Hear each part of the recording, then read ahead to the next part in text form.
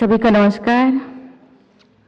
वर्ष 2021 और 2022 के लिए दिव्यांगजनों के सशक्तिकरण हेतु राष्ट्रीय पुरस्कारों की प्रस्तुति के अवसर पर उपस्थित सामाजिक न्याय और अधिकारिता मंत्री डॉक्टर वीरेंद्र कुमार जी, सामाजिक न्याय और अधिकारिता राज्य मंत्री श्री रामदास अठावले जी,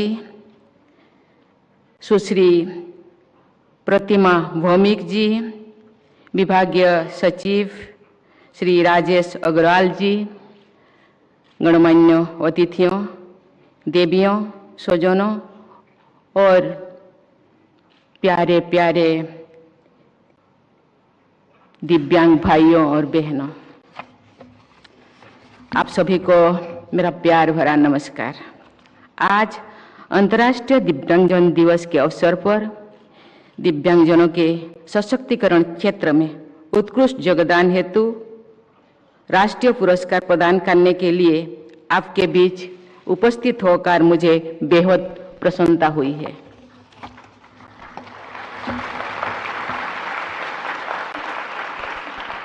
अंतर्राष्ट्रीय दिव्यांगजन दिवस को मनाने का उद्देश्य दिव्यांगता से जुड़े मुद्दों के बारे में जागरूकता को बढ़ावा देना, उनके लिए एक स्वस्थ वातावरण बनाना है ताकि वे एक सम्मानजनक जीवन जी सके। वे बिना किसी भेदभाव के राजनीतिक, सामाजिक, आर्थिक, सांस्कृतिक तथा खेल जैसे गतिविधियों में भाग ले सकें, ऐसे माहौल का निर्माण करना है। मैं आज पुरस्कृत सभी व्यक्तियों को और संस्थानों को बधाई देती हूँ। ये पुरस्कार आपको दिव्यांगजनों के जीवन में सकारात्मक परिवर्तन लाने की दिशा में आपके उत्कृष्ट योगदान को मान्यता देने का एक प्रयास है। मैं आशा करती हूँ कि अन्य संगठन और व्यक्ति आपसे प्रेरणा लेंगे और आपका अनुकरण भी करेंगे। देवियों और स्वजनों, संयुक्त राष्ट्र के आकलन के अनुसार पूरे विश्व में 100 करोड़ से अधिक दिव्यांगजन है, यानी विश्व में लगभग हर 8वां व्यक्ति किसी न किसी रूप में दिव्यांगजन है। भारत की भी 2% से अधिक आबादी यानी 2.5 करोड़ से अधिक लोग दिव्यांगजन है। ये संभव है कि आप में से हर कोई किसी न किसी रूप में एक दिव्यांगजन से परिचित होंगे, उससे जुड़ा हुआ होंगे। ऐसे ये सुनिश्चित करना हम सब का पूरे या समाज का दिव्यांग बनता है कि दायित्व बनता है कि सभी दिव्यांगजन स्वतंत्र रूप से एक गरिमामय जीवन व्यतीत कर सकें। सभी दिव्यांगजनों को अच्छी शिक्षा प्राप्त हो, ये अपने घर और समाज में सुरक्षित रहे, उन्हें अपना करियर चुनने की स्वतंत्रता हो, इक्वल एम्प्लॉयमेंट अपॉर्चुनिटीज हो, ये सुनिश्चित करना भी हमारा दायित्व है। देवियों और स्वजनों, भारतीय संस्कृति और परंपरा में डिसेबिलिटी को ज्ञान अर्जन और उत्कृष्टता प्राप्त करने में कभी भी बाधा नहीं माना गया है। आप सबने ऋषि अष्टावक्र की कहानी सुनी होगी। उन्हें अष्टावक्र इसीलिए कहा जाता है क्योंकि उनका शरीर 8 जगह से टेढ़ा था। वे एक तेजस्वी बालक थे। अल्प आयु में ही वे एक असाधारण विद्वान बन गए थे। ऋषि अष्टावक्र ने अनेक चुनौतियों के बावजूद अपने ज्ञान और दर्शन से समाज को प्रकाशित किया। उन्होंने अष्टावक्र गीता और अष्टावक्र संहिता जैसे महत्वपूर्ण ग्रंथों की रचना भी की थी। इसी तरह भक्ति साहित्य में महान कवि सूरदास भारतीय काव्य के गौरव है। उन्होंने जिस तरह नेत्रहीन होते हुए भी राधा कृष्ण के रंग रूप, श्रृंगार और सौंदर्य का सजीव चित्रण किया है, वो किसी नेत्र वाले व्यक्ति के लिए भी बहुत ही कठिन है। उनका बाल्य वर्णन विश्व साहित्य की उपलब्धि है। एक सारगर्भित कथन है कि vision is more important then site. आधुनिक काल में श्री भी महान वैज्ञानिक और शिक्षाविद स्टीफन हॉकिंग ने अपने असाधारण ज्ञान से विज्ञान जगत को नई दिशा प्रदान की है। स्टीफन हॉकिंग ने कहा था, and I cut, disability need not be an obstacle to success. My advice to other disabled people would be concentrate on things your disability does not prevent you doing well, and don't regret the things it interferes with. Unquote. प्राय ये देखा गया है कि दिव्यांगजन दिव्य गुणों से युक्त होते हैं। ऐसे अनगिनत उदाहरण है जिसमें हमारी दिव्यांग भाई बहनों ने अपने अदम्य साहस, प्रतिभा और दृढ़ संकल्प के बल पर अनेक क्षेत्र में प्रभावशाली उपलब्धियां हासिल की है। पर्याप्त अवसर और सही वातावरण मिलने पर दिव्यांगजन भी हर क्षेत्र में उत्कृष्ट प्रदर्शन कर सकते हैं। अभी 2 दिन पहले ही मुझे राष्ट्रपति भवन में राष्ट्रीय खेल एवं साहस पुरस्कार प्रदान करने का अवसर प्राप्त हुआ था।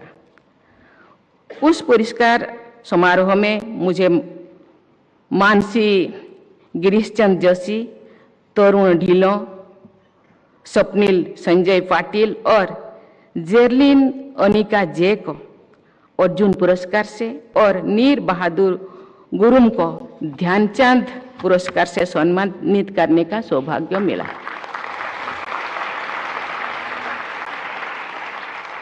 मेरा विचार में इन लोगों की ऊर्जा और सामर्थ्य किसी से भी कम नहीं है। टोक्यो पैरालंपिक्स में भी हमारे पैरा ओलंपियन ने अपना सर्वश्रेष्ठ प्रदर्शन करके इतिहास रचा है और भारत का गौरव बढ़ाया है। मुझे ये जानकर खुशी हो रही कि सरकार द्वारा ग्वालियर में एक दिव्यांग खेल केंद्र की स्थापना की जा रही है। उस केंद्र में दिव्यांग खिलाड़ियों के लिए शिक्षा के साथ साथ उनके प्रशिक्षण के लिए अत्याधुनिक सुविधाएं होंगी ताकि वे राष्ट्रीय और अंतर्राष्ट्रीय मंचों पर प्रतिस्पर्धा कर सके। आधुनिक चिकित्सा प्रणाली में कम आयु में ही दिव्यांगता की पहचान करने, उसका उपचार प्रदान करने और उचित पुनर्वास के लिए प्रौद्योगिकी और पर्याप्त क्षमता उपलब्ध है। मुझे ये जानकर प्रसन्नता हुई है कि केंद्र सरकार ने देश के विभिन्न हिस्सों में अत्याधुनिक सुविधाओं से lace 14 cross disability intervention centres स्थापित किए हैं। मुझे आशा है कि राज्य सरकारें भी इस पहल से प्रेरणा करें और बचपन में ही दिव्यांगता की पहचान करने तथा उसे पूरी करने के लिए अपने अपने राज्यों में इसी तरह की सुविधाएं उपलब्ध कराएंगे। शिक्षा दिव्यांगजनों के सहित प्रत्येक व्यक्ति के सशक्तिकरण की कुंजी है। मेरा मानना है कि शिक्षा में भाषा संबंधी कठिनाई को दूर करने के लिए तथा दिव्यांग बच्चों के लिए शिक्षा को और सुलभ बनाने के लिए हमें टेक्नोलॉजी का अधिक से अधिक उपयोग करना चाहिए। राष्ट्रीय शिक्षा नीति 2020 भी दिव्यांग बच्चों के लिए गुणवत्तापूर्ण शिक्षा के समान अवसर प्रदान करने हेतु सक्षम व्यवस्था की महत्व को रेखांकित करती है। मुझे ये जानकर खुशी हो रही है कि श्रवण बाधित बच्चों के लिए NCERT की कक्षा 1 से 6 की पाठ्य पुस्तकों का इंडियन साइन लैंग्वेज में रूपांतरण पूरा हो चुका है। ये प्रयास श्रवण बाधित विद्यार्थियों को मुख्य धारा की शिक्षा प्रक्रिया में शामिल करने के लिए एक महत्वपूर्ण पहल है। मुझे उम्मीद है कि इससे श्रवण बाधित बच्चों को अध्ययन में सहूलियत होगी। वर्ष 2015 में सुगम्य भारत अभियान की शुरुआत के बाद दिव्यांगजनों के लिए सहायक वातावरण का सृजन करना सरकार के लिए एक प्राथमिकता रही है। दिव्यांगजनों को गरिमामय जीवन व्यतीत करने के लिए अनुकूल सुविधाएं उपलब्ध कराना सरकार के साथ साथ पूरे समाज की भी जिम्मेदारी बनता है, रेस्पॉन्सिबिलिटी बनता है। मैं औद्योगिक समूहों, निजी संस्थाओं और सिविल सोसाइटी से आग्रह करती हूं कि ये अपने संस्थाओं में बुनियादी ढांचे को दिव्यांगजनों के अनुकूल बनाने के प्रयास करें और उनके सशक्तिकरण का प्रयास करें। दिव्यांगजनों को अत्याधुनिक सहायक यंत्र और उपकरणों का वितरण करना सरकार की प्रमुख प्राथमिकताओं में से एक है। पिछले 8 वर्षों के दौरान सरकार ने 23 लाख से भी अधिक दिव्यांगजनों को ऐसे यंत्र और उपकरण प्रदान किए हैं। मुझे जब मैं बैठी थी, अपना मंत्री वीरेंद्र सिंह जी उन्होंने मुझे बता रहे थे, एक मेला लगा हुआ है, देश के विभिन्न राज्यों से दिव्यांगजन आते हैं, वहाँ खुद के जरूरत के जो भी उपकरण वो लेंगे। पहले भी इस तरह मेला हुआ करता था। मैं उनको बहुत बहुत सराहना करती हूँ, धन्यवाद करती हूँ। उनके विभाग के सभी ऑफिस अधिकारी को भी मैं धन्यवाद देती हूँ। सरकार दिव्यांगजनों का एक राष्ट्रीय डेटाबेस बनाने के लिए यूनिक डिसेबिलिटी आइडेंटिटी कार्ड की परियोजना को लागू कर रही है, जो डिसेबिलिटी सर्टिफिकेशन में सहायक होगी। इसीलिए मैं विभाग को बहुत बहुत धन्यवाद देती हूँ। देवियों और स्वजनों, सरकार दिव्यांगजनों के सशक्तिकरण के लिए अनेक कदम उठा रही है। मेरा मानना है कि उनको सशक्त बनाने के लिए उनमें आत्मविश्वास का संचार करना बहुत जरूरी है।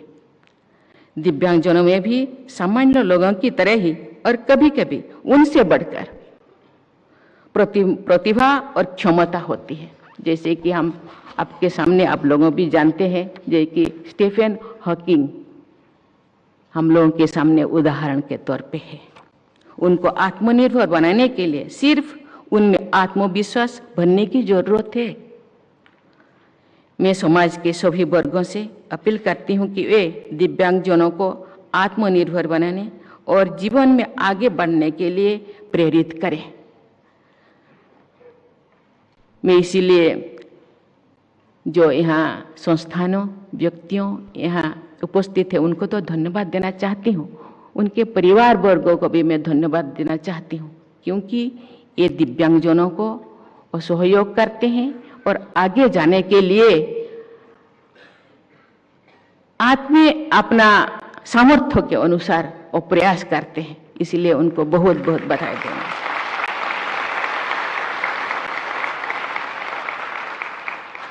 मैं समाज के सभी वर्गों से अपील करती हूँ कि दिव्यांगजनों को आत्मनिर्भर बनाने और जीवन में आगे बढ़ने के लिए प्रेरित करें। जब हमारे 2 करोड़ दिव्यांग भाई बहन मुख्य धारा से जुड़कर अपना प्रभावी योगदान देंगे तो हमारा देश और तेजी से विकास पथ पर आगे बढ़ेगा। और केवल परिवार के लिए सहयोग या समाज के लिए नहीं, ये देश के लिए भी, देश को सशक्त बनाने के लिए भी ये सहयोग होगा। इसीलिए सभी को इसीलिए प्रयास करना चाहिए। मैं एक बार फिर सभी पुरस्कार विजेताओं को बधाई देती हूँ। मुझे पूरा विश्वास है कि दिव्यांगजनों के समग्र विकास और सशक्तिकरण के लक्ष्य को प्राप्त करने की दिशा में सभी स्टेक होल्डर्स अपना प्रयास जारी रखेंगे। मैं सभी दिव्यांगजनों के जीवन में सुख, समृद्धि को और सफलता की मंगल कामना करती हूँ। बहुत बहुत बधाई। धन्यवाद। जय हिंद, जय भारत।